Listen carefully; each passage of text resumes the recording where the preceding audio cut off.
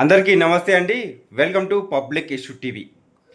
ఇక ప్రతిపక్ష పార్టీ మాజీ మంత్రి కేటీఆర్ అలాగే కొంతమంది ప్రతిపక్ష పార్టీ నేతలు కాంగ్రెస్ పార్టీ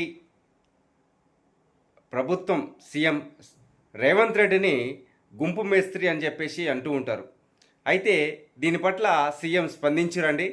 అవును, నేను గుంపు మేస్త్రినే, నేను ఏమీ అనుకోను, మీరంతా గుంపు, నేను దానికి మేస్త్రి అని చెప్పి సీఎం రేవంత్ రెడ్డి ఆయన గట్టిగానే ఒప్పుకున్నారు. దానికి ఎటువంటి మొహమాటం నాకు లేదు, నేను గుంపు మేస్త్రిని అని చెప్పి ఆయన గట్టిగానే ఒప్పుకున్నారు.